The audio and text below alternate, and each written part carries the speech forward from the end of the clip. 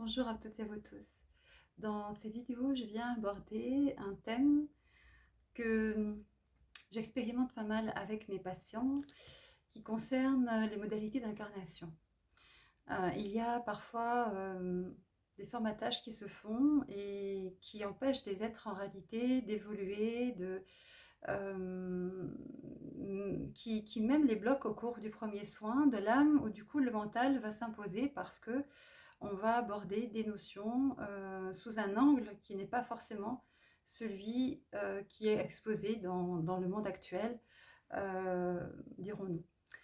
Lorsque nous incarnons, nous choisissons une mission de vie, une mission d'âme, et nous savons parfaitement que nous choisissons nos parents dans notre généalogie, avec essentiellement des manques, de manière à se confronter à ces manques, à mobiliser des ressources et à pouvoir les affronter.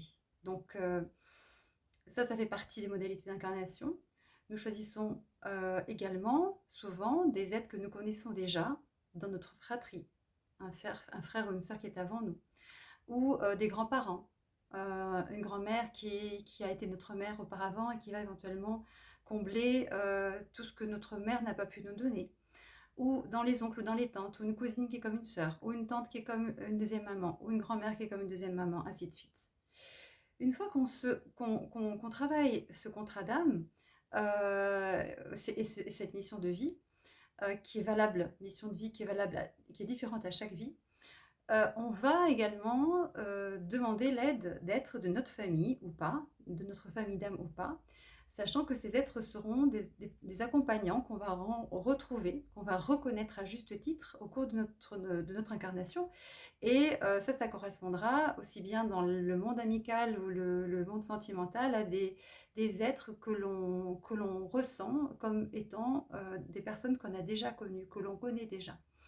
Et ça, ce sont des rendez-vous qui sont prévus du moment, enfin, on va dire au moment où nous partons de la source, quelle que soit notre famille d'âme. Le but étant à chaque fois de se dépasser, à chaque fois d'aimer davantage, de permettre à autrui de mieux nous aimer ou au contraire de mieux l'aimer. D'où ces liens karmiques qui sont là et cette généalogie que l'on rejoint. On s'incarne, on plonge dans les voies de l'oubli et on passe notre vie à essayer de se retrouver. Qui suis-je? Euh, Quels sont mes outils? Qu'est-ce que je fais dans la vie? Est-ce que je fais, ça m'intéresse? Est-ce que je vibre? Est-ce que je ne vibre pas? Pourquoi? Pourquoi est-ce que ça m'interpelle alors que c'est pas vraiment ce que j'ai fait jusqu'à présent? Ou voilà, je vais vers des êtres et j'apprends des choses et ça me parle de plus en plus. Et j'ai soif de me découvrir, ainsi de suite.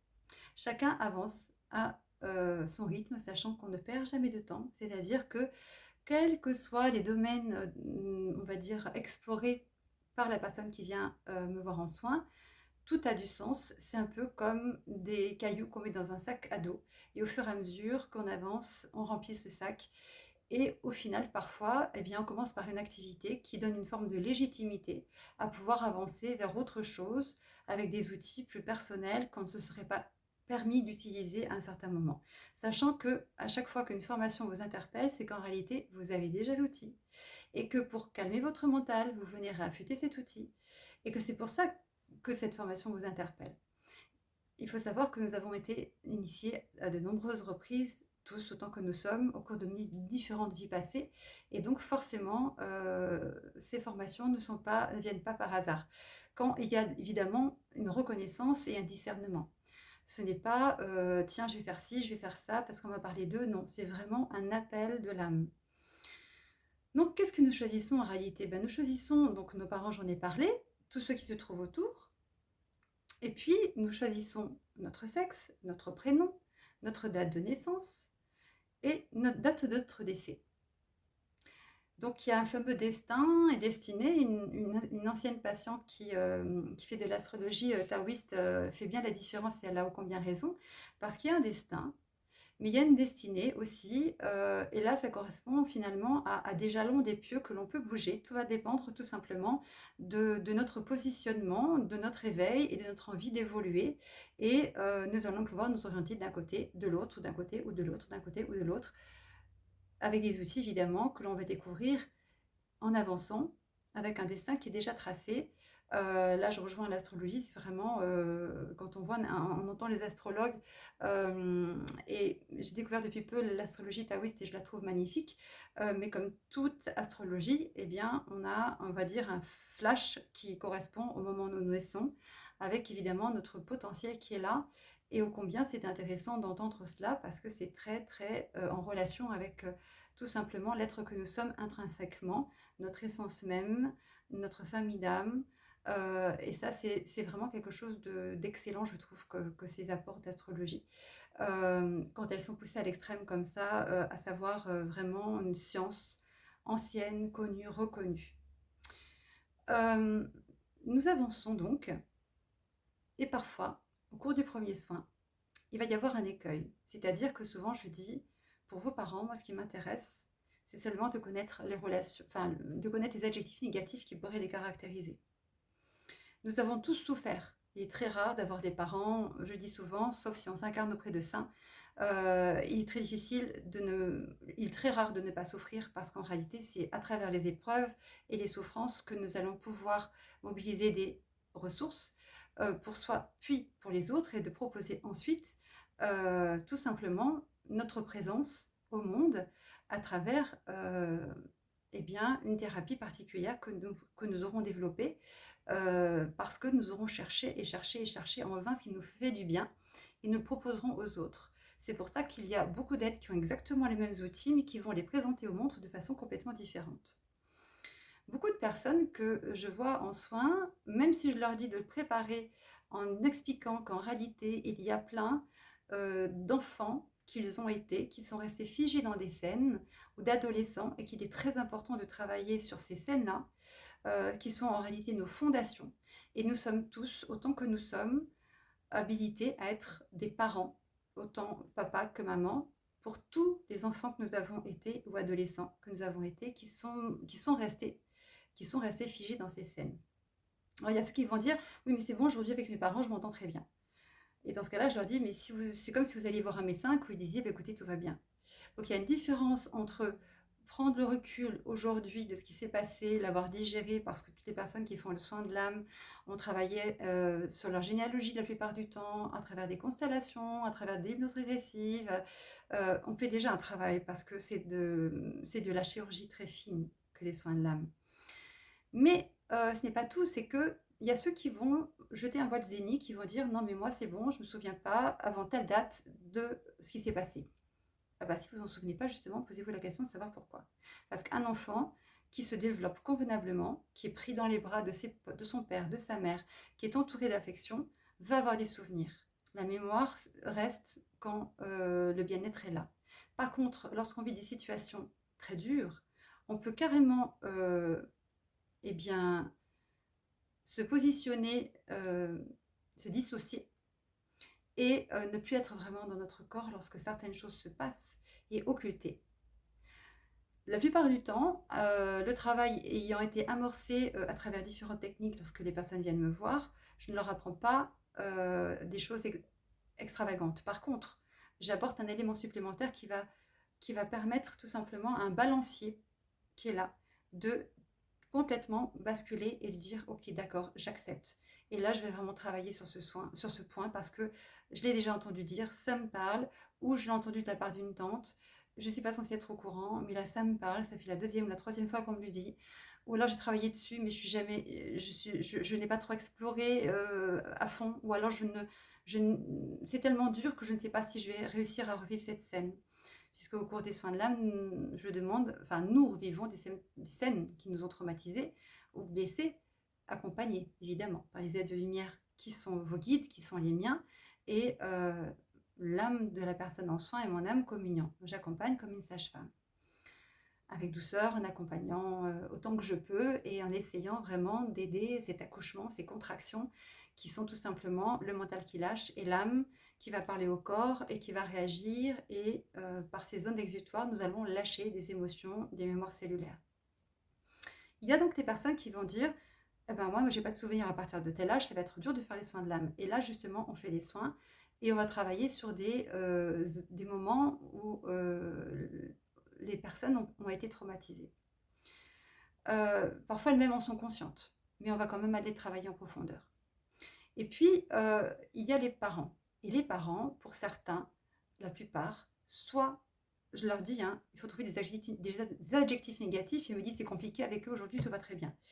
Je dis mais c'est pas aujourd'hui qui compte, c'est depuis que vous êtes né. Enfant, adolescent, vous êtes resté figé dans les scènes.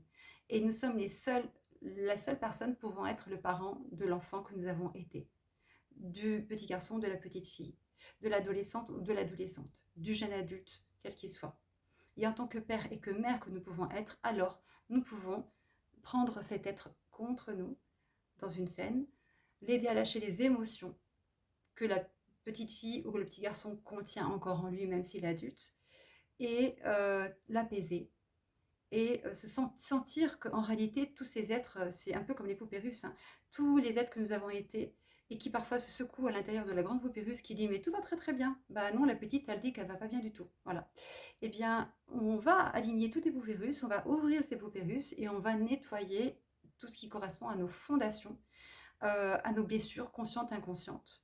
Et on va parfois même créer des ailleurs, c'est-à-dire on va sortir, la personne en soin va sortir la petite fille ou petit garçon qu'elle a été de la scène pour l'emmener dans un lieu en tant que mère de ce petit garçon et de cette petite fille, où elle va être gardienne de ce lieu et où cet enfant qui a vécu un traumatisme ou quelque chose de très dur va pouvoir se sentir libre, joyeux, va pouvoir se sentir protégé par le patient qui est le père de l'enfant qu'il a été, de l'adolescent qu'il a été, ou la mère. Et donc, du coup, en neurologie, on parle de cellules miroirs. Il suffit de penser que l'on a fait quelque chose et alors, eh bien, ça fonctionne. C'est-à-dire que le passé s'efface. Donc, en créant ces ailleurs, à un certain moment, quand les souvenirs sont trop trop durs, on crée des ailleurs et du coup, une partie de l'enfance, eh bien, est réécrite et tout ce qui pouvait être très très dur et cuisant, eh bien, devient beaucoup plus doux et on prend beaucoup plus de distance. Et après, dans le temps, quand on regarde dans le rétroviseur, dans notre passé, ça a disparu. L'âme a une puissance absolue et les soins de l'âme sont excessivement puissants. Et donc, pour revenir aux modalités d'incarnation, beaucoup de personnes se disent, il y a une forme de loyauté. Alors, il y a des parents qui sont formidables et dans ce cas-là, il n'y a pas de souci. On entretient avec eux de très bons liens. Mais il y a des parents qui vont être très durs et la plupart du temps, on choisit les parents pour leurs défauts, pour leur manque, que l'on a du mal parfois à s'avouer parce que on veut les voir parfaits, parce que nos parents, on ne peut pas faire des reproches, ça ne se fait pas, on se sent coupable. Non, pas du tout. Nous sommes des adultes et nous voyons d'autres adultes comme nous voyons nous-mêmes et comme nous voyons aussi en tant que parents qui avons des enfants. Il faut savoir que nous ne sommes absolument pas responsables des êtres de notre généalogie. Aucunement. Il peut y avoir des liens karmiques et dans ce cas-là, nous les reconnaissons, ces liens, et nous avons une complicité. Et on peut parfois, en effet, aimer plus un être que nous avons mal aimé. En ce sens, oui, il y a une forme de responsabilité.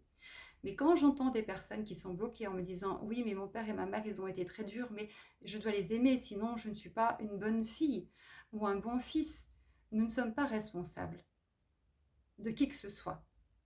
Nous sommes responsables absolument pas d'êtres que nous allons rejoindre pour nous incarner ou d'êtres de notre lignée. Nous avons parfois un travail de nettoyage à faire, oui, mais nous n'avons pas à les porter sur notre dos comme un fardeau, d'autant plus que parfois ils ont été nos tortionnaires. Et pardonner, c'est laisser la chance à un être de nous aimer une seconde fois, comme le dit Jésus-Christ qui tend la joue une deuxième fois. Ok, tu ne m'as pas aimé, je te tends ma joue à nouveau. Est-ce que là tu vas savoir m'aimer à nouveau? Oui ou non? Oui, dans ce cas-là, on les autorise à nous aimer à nouveau. Non, dans ce cas-là, on coupe, on fait la paix et on prend la distance. Et ce n'est pas grave et ça ne fait pas de nous des enfants, on va dire, qui ne traitons pas bien nos parents. Il faut grandir et avoir cette maturité et dire, bah voilà, ce sont mes parents, oui, mais ce sont des adultes et moi aussi je suis adulte. De la même façon, pour des aides de notre lignée, de toute façon, c'est surtout ça. Souvent, j'entends, oui, mais d'accord, mon père et ma mère ont été durs avec moi, méchants quand j'étais petite, mais aujourd'hui ça va parce que je leur ai pardonné. Quand on fait le soin de l'âme, il y a beaucoup de sanglots, il y a beaucoup de colère, il y a beaucoup de déchirements. Et il est vraiment important d'ouvrir les yeux par rapport à ça et de nettoyer, nettoyer, nettoyer. Les êtres dont nous sommes responsables finalement, ce sont ceux qui vont venir nous rejoindre, c'est-à-dire nos enfants. Alors là, oui, nous sommes responsables d'eux et nous avons la responsabilité de les élever, de leur apporter de l'amour et de faire souvent ce qu'on aurait aimé qu'on nous fasse. Et là, nous retombons souvent dans un schéma qui n'est pas forcément idéal parce que pour peu que nous ayons été délaissés, on va un peu trop couver. Pour peu qu'on ait trop été couvé, eh bien, on va avoir une éducation trop laxiste. Donc, il suffit d'entendre nos enfants et on saura en réalité quels sont nos manques. Il n'y a pas de parents parfaits et on essaie souvent de contrebalancer. Donc, cette responsabilité-là, souvent, elle pèse tellement sur le dos de patientes, et surtout des femmes qui viennent me voir, que je voulais quand même rappeler les modalités d'incarnation parce que cette responsabilité, nous n'avons pas apporté notre mère, notre père, notre frère qui n'est pas bien, notre mari qui a des problèmes. Nous avons à les accompagner. Et si jamais c'est vraiment trop dur, nous avons tout simplement à être des êtres de paix, c'est-à-dire à couper, envoyer la paix et à tout remettre entre les mains de Christ. Il a tout porté pour nous, il s'est sacrifié pour nous, il a assez souffert pour nous, il a tout porté pour nous, alors pourquoi devons-nous porter? Et être responsable de nos enfants, ce n'est pas non plus les étouffer, ils ne sont pas à nous, ce sont des enfants de la source qui nous sont confiés. Et à un moment donné, ils vont s'envoler et on est là pour être heureux de leur envol et non pas se les accaparer, ce ne sont pas nos enfants.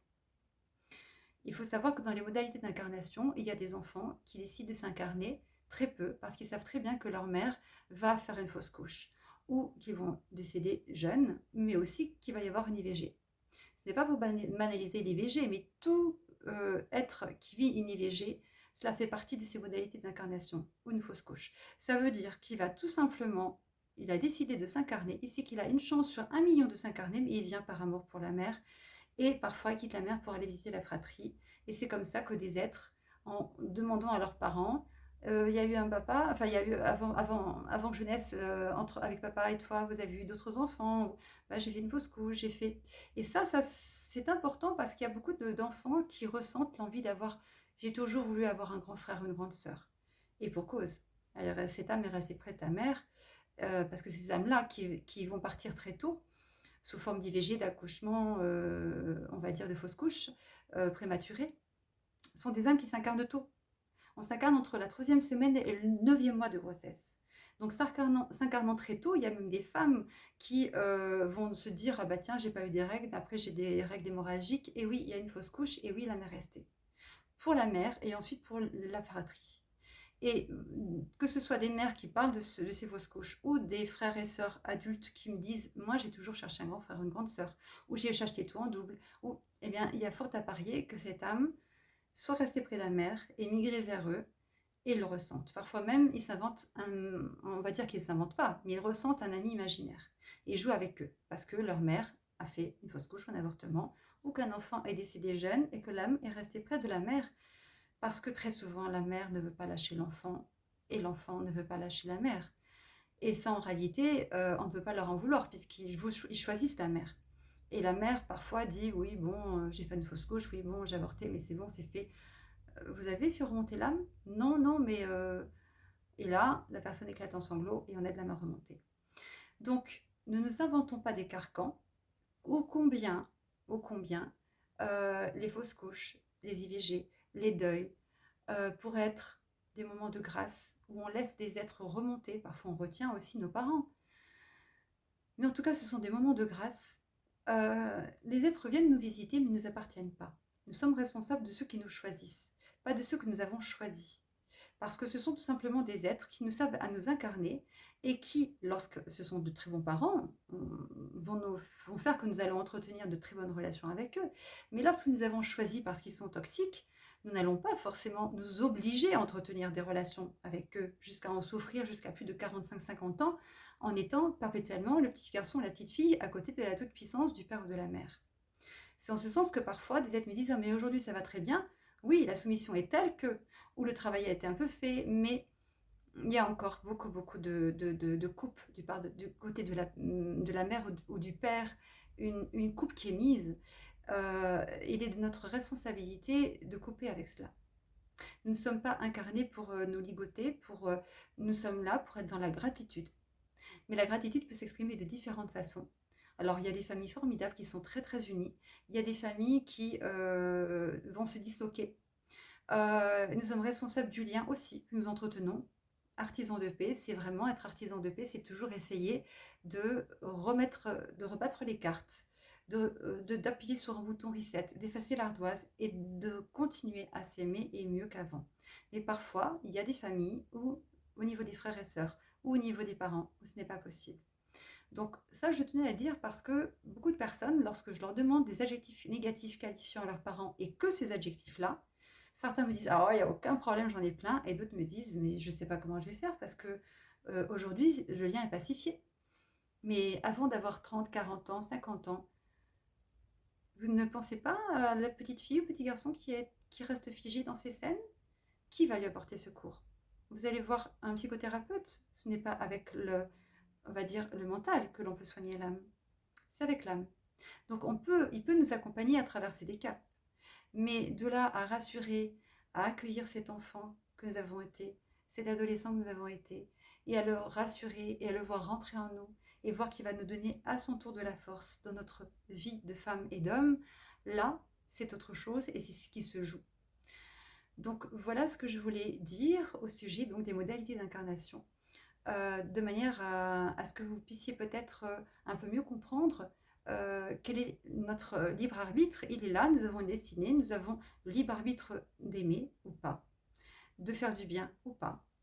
Parce que aimer, c'est un choix. On n'est pas des machines à aimer, on fait le choix d'aimer. Et nous avons évidemment une marge de manœuvre assez importante pour pouvoir faire des choix avancés, faire des choix avancés, faire des choix avancés.